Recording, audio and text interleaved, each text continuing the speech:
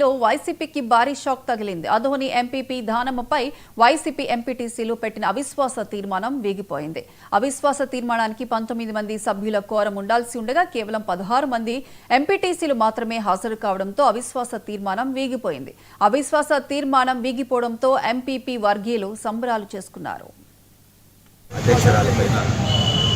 ఈ అవిశ్వాస తీర్మానం సందర్భంగా జరిగినటువంటి సమావేశానికి నేను ప్రత్యేక అధికారిగా హాజరు. అయితే ఇక్కడ అవసరమైనటువంటి కోరం లేనందువల్ల ఈ అవిశ్వాస తీర్మానం వీగిపోయింది అని తెలియజేస్తుంది. 11 గంటలకు సమావేశమైనప్పుడు ఉన్నటువంటి 16 మంది సభ్యులు మాత్రమే ఉన్నారు. మనకు కావాల్సినటువంటి కోరం 19 మంది మనకు అవసరం. సో చట్ట ప్రకారం మనం ఇంకొక 1 అవర్ కూడా వెయిట్ చేయడం జరిగింది అప్ టు 12 దాకా. అది 12 గంటలకు కూడా కోరం లేనందువలన మరి ప్రవేశపెట్టినటువంటి అవిశ్వాస తీర్మానం వీగిపోయింది.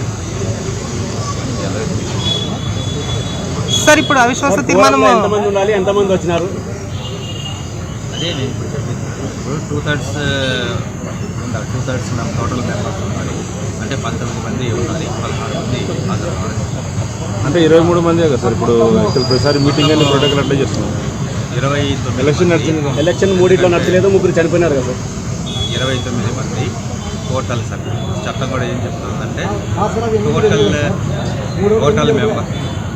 Total members irrespective of vacancies. అంటే ఆ పదవికి ఖాళీ ఏ విధంగా ఏర్పడినప్పటికీ వాటిని కూడా పరిగణలోకి తీసుకొని మనము